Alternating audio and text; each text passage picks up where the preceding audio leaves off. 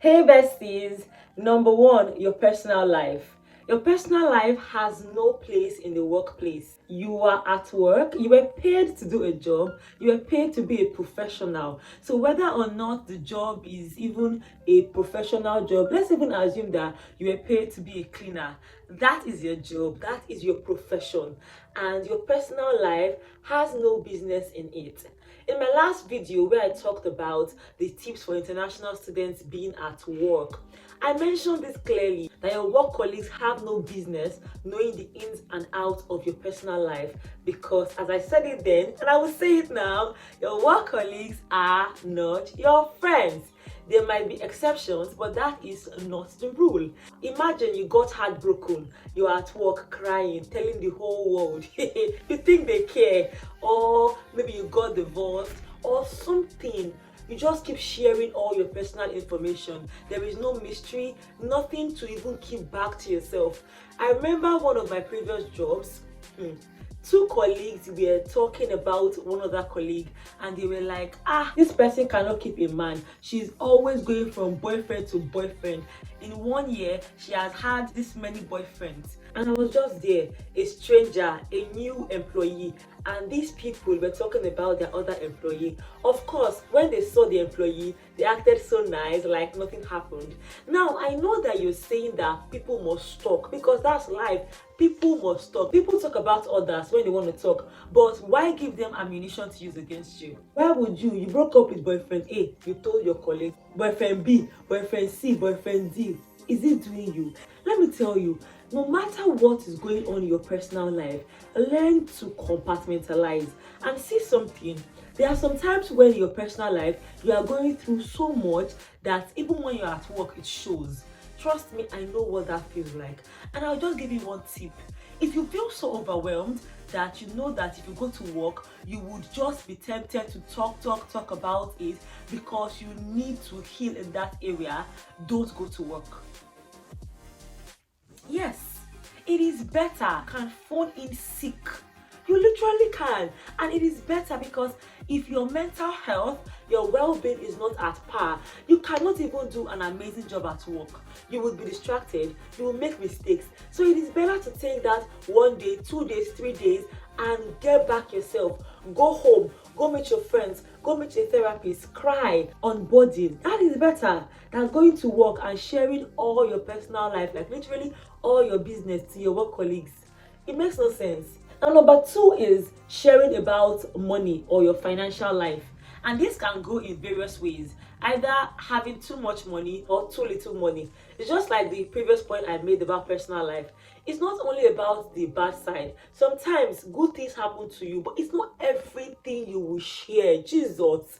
Sometimes just learn to Of course, there are occasions when you may have to share, especially to your boss, because you may be going through some stuff and you actually need your boss to know. That is all right. I hope you're in a good organization where your boss knows that it is actually confidential. But aside that, zip it. Now, for money, too much money or too little money, somehow it just has a way of backfiring to you. And this is going to be very prevalent if you are in a typical corporate setting. I know that in some care organizations and all these other job roles, you may not encounter these things I'm saying, but when you are dealing with corporate world, you realize that, see, it's not your colleague's business to know that you are a millionaire. No. Neither is it your colleague's business to know that you are broken, you are in debt, you are living from hand to mouth. It is not their business. It literally is not. So when you tell them, what happens? What happens? Either to flaunt or not, what happens? Because it's so sad that in this life, your colleagues are actually making judgments about you. And that's a reality. Let me give an instance. I use really high quality perf, and one day someone scented at work. They make this joke. They say when Ada walks into the room, we smell her before we see her because I'm so big on scent. So someone asked me the name of my scent one day, and I told the person. The next day, I was talking to another person, and the person said, you have money. I'm like, where is that conversation coming from? From nowhere. Oh. I'm like, The person said, you use this scent. And I was wondering, I didn't have this conversation with you. I had it with someone else. How come All of a sudden, basically, the person that I told the name of my scent checked out the scent on Google and realized that it was actually a very expensive perf, told another person, and all of a sudden, Ada is now the rich girl. But they did not look at other things. It could be that I'm actually a rich girl, or it could be that I'm not a rich girl, but I prioritize smelling well, or it could be that it was a gift. Just because I told someone the scent I was wearing, they had checked me out. Now, I'm not saying don't tell people the scent you're wearing, because even if they ask me another day, I will still say it because that's not my business. And for me, when people make assumptions about me, I never correct them. Never. So if you assume that I'm a rich girl, for instance, who am I to correct you? If you assume I'm a poor girl, who am I to correct? Like, the point is, your opinions about me are not my definition. So far I have not opened my mouth to tell you something. Whatever you assume, that's alright. And that's the beautiful thing about not talking too much, because when you don't reveal too much about yourself, people will just assume, because for some reason, some people just want to fill in the blanks. Not everyone believes in going to work, doing the work, then go home. Because it's sad that not everyone has full lives. There are people that their work is their life, like their life revolves around work, or work revolves around life, I don't know, but that's just it. And people like that, they seek so much from the job, and they want to know everything about everybody at work.